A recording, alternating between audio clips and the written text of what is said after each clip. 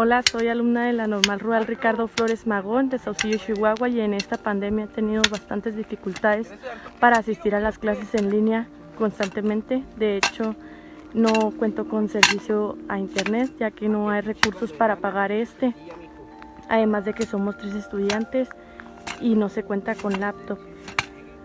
Además de todo esto, se tiene que venir a laborar de lunes a sábado aquí para poder tener recursos con el cual comer. El derecho a la educación es un derecho humano indispensable para ejercer otros derechos humanos. La educación de calidad tiene por objetivo el desarrollo completo de los seres humanos y disminuir la brecha de género en beneficio de las niñas y las mujeres. La educación es un derecho, sin embargo, millones de niños y adultos siguen privados de oportunidades educativas, en muchos casos debido a factores sociales, culturales y económicos. Es decir, la educación es valorada como un instrumento poderoso que permitiría a los niños y adultos que se encuentran social y económicamente marginados salir de la pobreza y participar plenamente en la vida de la comunidad. Para yo poder tener acceso a señal, tengo que trasladarme a un pueblo donde tengo que caminar aproximadamente 3 horas para yo poder tener acceso a internet. Actualmente, debido a la pandemia, ha cambiado instantáneamente la forma en que se accede a la educación. Según la UNESCO, más de 861.7 millones de niños y jóvenes en 119 países se han visto afectados al tener que hacer frente a la pandemia global que nos ha sacudido a partir del año 2019. En mi comunidad no hay una red móvil fija. Sí contamos con internet, pero esto es en el ciber de la comunidad. Este ciber está ubicado a un lado de la primaria, pero a este ciber solamente le funciona el wifi.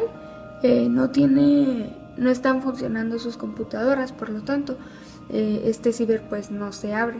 Pueden estar viendo o enviando videos, pues al igual no se puede estar abriendo las plataformas para las clases. La señal que hay solamente es en los cerros, pero los cerros ahí pues se encuentran un poco lejos.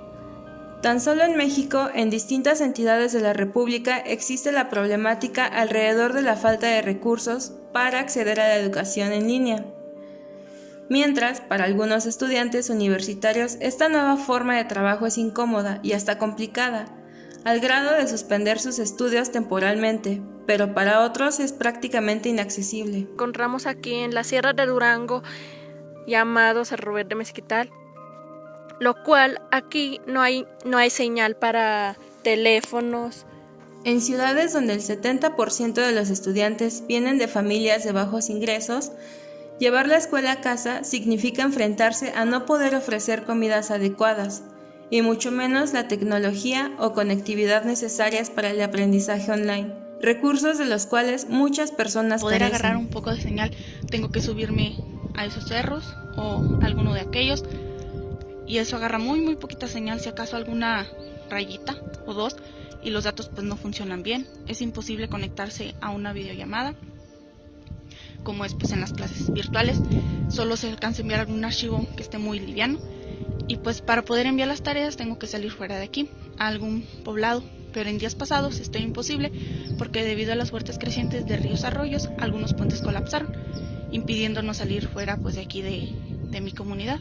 La realidad es que la mayoría de las escuelas no están preparadas para este cambio que permite reconocer el acceso desigual a Internet. Es tan solo uno de los muchos problemas que enfrenta nuestro sistema educativo a nivel global. La brecha digital continúa expandiéndose a medida que los estudiantes en sectores vulnerables siguen quedándose atrás en su aprendizaje. Esto sin contar las complicaciones económicas que la pandemia ha traído a miles de familias mexicanas y alrededor del mundo. Este es el caso que hay detrás de los normalistas en Tuxtla Gutiérrez, Chiapas, quienes viven en áreas rurales sin acceso a Internet, que tras manifestarse por la falta de recursos para continuar con sus actividades educativas, fueron arrestados. La Fiscalía General del Estado y la Secretaría de Seguridad y Protección Ciudadana detuvieron a 95 normalistas, 74 mujeres y 21 varones, que intentaron defenderse usando piedras y bombas molotov.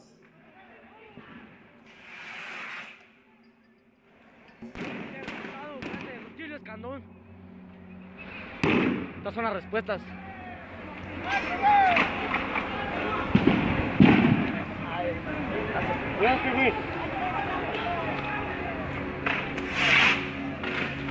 Los normalistas fueron arribados con gases lacrimógenos y toletes. Cientos de policías estatales antimotines desalojaron a los estudiantes de la Escuela Normal Rural Mactumatza, que había tomado la salida poniente de la capital del estado, en el tramo conocido como La Pochota, así como la caseta de cobro de Chiapas de Gorzo, de la autopista de San Cristóbal de las Casas. Además, del libramiento norte poniente de la capital del estado, en un crucero ubicado a menos de 700 metros de la misma sede de los normalistas. Organizaciones sociales y civiles, campesinas e indígenas, respaldaron a los normalistas y exigieron un alto a la represión contra los estudiantes de la Mactumatza. Pedro Gómez Bamaca, líder de Chiapas de la Coordinadora Nacional de Trabajadores de la Educación, demandó la libertad de los detenidos. Estudiantes de la Escuela Normal Rural Mactumatza se manifestaron en la plaza central de Tuxtla Gutiérrez para dejar en claro que mantendrían su lucha por la atención a sus demandas, mejorar las instalaciones y el respeto a los derechos humanos. En un mitin en la plaza central de la capital de Chiapas, uno de los oradores dijo que se manifestaban en este día de las elecciones locales y federales para dejar en claro a la clase política que no han resuelto sus necesidades y que continuarán exigiendo soluciones. Este año se presentaron 170 millones de pesos para 16 normales rurales, mientras que en 2015 fueron 1.195 millones de pesos, lo que se trata de una reducción del 85%, afirmó Luis Hernández Navarro, coordinador de opinión de la jornada. Además, dijo que el funcionario federal encargado de este tema sigue siendo el mismo que en el sexenio de Enrique Peña Nieto. El trasfondo de este conflicto contiene información histórica de los movimientos sociales que viene con las continuas manifestaciones y conflictos entre los normalistas y el Estado. En principio, la participación de las escuelas normales rurales en movimiento estudiantil mexicano de los años 70, que cumplió en 1968, así como los afectos posteriores en ellos, la aplicación de la reforma a la educación rural de 1969, que eliminó 15 de 29 escuelas normales rurales y la transformó en escuelas secundarias técnicas agropecuarias. El gobierno y la Secretaría de Educación Pública argumentaron la reorganización de la educación rural mediante la separación entre el ciclo secundario y el profesional. Para profesionalizar la carrera de maestro y la creación de un nuevo subsistema de educación media superior, los dirigentes estudiantiles y alumnos normalistas rurales se opusieron a dicha reforma y a pesar de las protestas no pudieron detener su ejecución.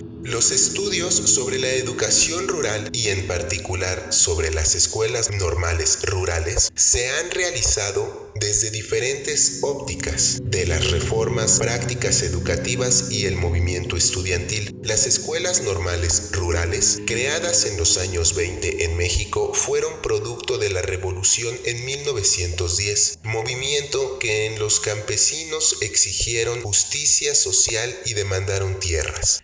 En el periodo posrevolucionario, la educación rural fue un proyecto que perseguía mejorar las condiciones de la población del campo. En ese plan, las escuelas normales rurales tuvieron un papel importante. Durante el cardenismo, recibieron impulso al crecer el número de escuelas y ser transformadas en escuelas regionales campesinas, que unieron la enseñanza agropecuaria y la normalista. En este periodo se aplicó la educación socialista y los planes de estudios incluyeron orientación socialista y materialismo histórico. En la década de los 40, el gobierno de Manuel Ávila Camacho impulsó la política económica de industrialización del país. La política educativa fue readecuada y la educación rural dejó de considerarse prioritaria. Las escuelas normales rurales en esta etapa quedaron desvinculadas por la falta de un plan para las zonas rurales. Se anuló la escuela socialista, pero la ideología permaneció en las escuelas cuya matrícula escolar provenía de zonas rurales e indígenas. La historiografía del movimiento estudiantil mexicano ha destacado el papel de los estudiantes universitarios, pero no de los normalistas rurales. Los estudios previos también se han centrado en el movimiento de 1968 en la capital y no en la provincia. Sin embargo, este movimiento tuvo carácter nacional porque en la lucha participaron en diversos grados estudiantes de distintos centros educativos del país. Las normales rurales distribuidas en la República Mexicana parecían dispersas pero no tuvieron un papel importante. Los actores principales fueron jóvenes capitalinos y la intervención de las provincias tuvo diversa intensidad. Fue fuerte en unos estados y débil en otros. Trabajos recientes han dado una mirada a las normas rurales en el movimiento estudiantil de 1968. Evangelina Terán, al referirse a las trascendencias de este movimiento, señala que los normalistas rurales participaron y que la lucha estudiantil se basó más en demandas políticas que académicas. Sergio Ortiz menciona que la movilización de las normales rurales también planeaban demandas académicas con respecto a las reformas educativas. La reforma educativa de 1969 se justificó con argumentos pedagógicos, pero fue una medida para someter al normalismo rural que en 1968 jugó un papel protagonista como foco del proselitismo de izquierda y con influencia del Partido Comunista Mexicano, identificando el proselitismo como el empeño o afán con que una persona o una institución trata de convencer y ganar seguidores o partidarios para una causa o una doctrina. Marcelo Hernández afirma que en la reforma educativa de 1969 el argumento fue la profesionalización de la carrera del maestro, pero también fue efecto del movimiento estudiantil de las normas rurales. El gobierno solucionó el conflicto con la reorganización que consistió en separar el ciclo secundario del ciclo normal.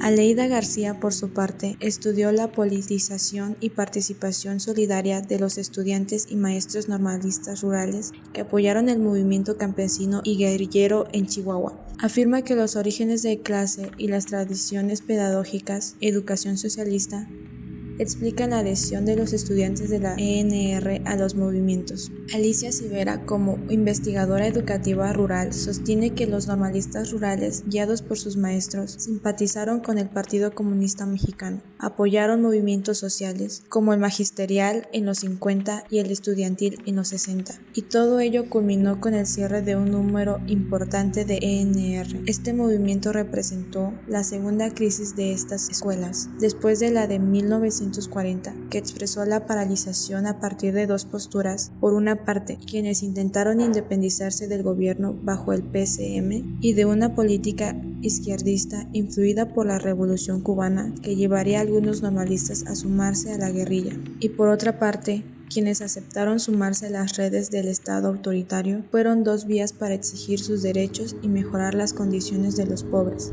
Por ello, no es posible comprender a los normalistas si no se considera su vulnerabilidad y su ubicación en las estructuras de poder. La historia se centra en los sectores olvidados y marginados. James Scott, politólogo y antropólogo estadounidense, es un estudioso comparativo de las sociedades agrarias y no estatales. La política subalterna y el anarquismo propone enfocar no las formas aparentes de la hegemonía, sino las prácticas cotidianas, y no privilegiar los discursos oficiales sino los códigos ocultos, para descifrar las relaciones de poder entre dominios y dominadores. Propone interpretar la conducta política de los grupos subordinados mediante las estrategias de resistencia que utilizan. Las relaciones de poder son relaciones de resistencia. Los dominadores utilizan la estigmatización. En este caso, las autoridades educativas lanzaron una campaña para desprestigiar a los estudiantes normalistas rurales por su rebeldía y desobediencia,